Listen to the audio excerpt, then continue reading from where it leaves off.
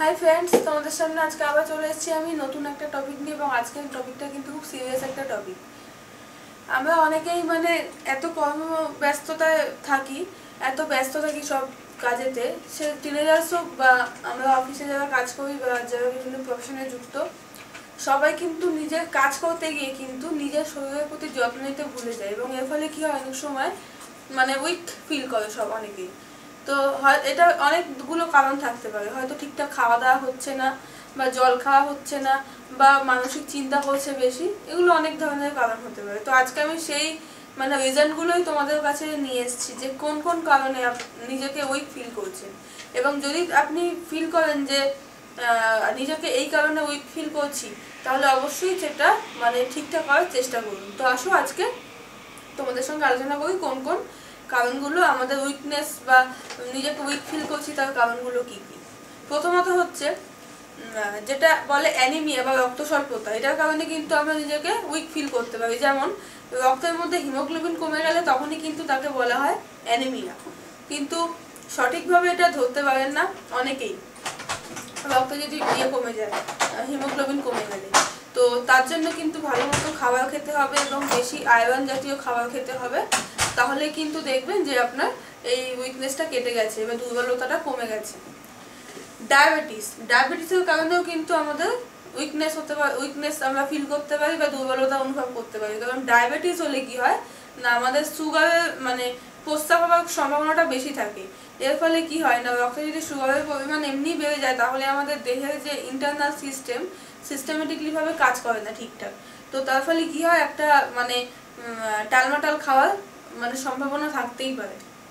তৃতীয়ত, বিষণ্ণতায় ভোগা।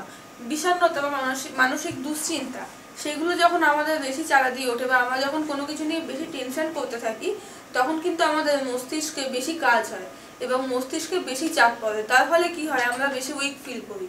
তো এদিকে খেয়াল রাখতে হবে যে আমরা যেন সব দিক থেকে মানসিক চাপ বা টেনশনটা যাতে আমরা না নিই, তাহলে কিন্তু আমাদের আখেরে লাস্টে আমাদের কিন্তু প্রবলেম।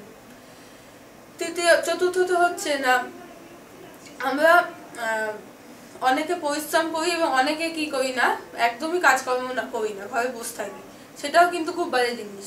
ঘরে কাজকর্ম না করলে এমনি পরিশ্রম করলেও যেরকম একটা ক্লান্তি আসে বা উইকনেস ফিল হয়, যদি আমরা পরিশ্রম করি তাহলেও কিন্তু সেই উইকনেসটা, পরিশ্রম না করলেও কিন্তু সেই উইকনেসটা ফিল হয়।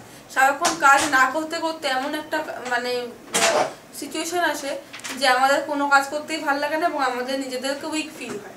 তো একটু কাজ এবং তার সঙ্গে হালকা একটু মানসিক চিন্তা মানুষের ইমিউন সিস্টেমের উন্নতি করে।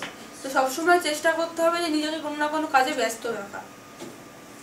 এইগুলোই হচ্ছে সাধারণত উইকনেসের কারণ। এছাড়াও হচ্ছে অল্প খাওয়া।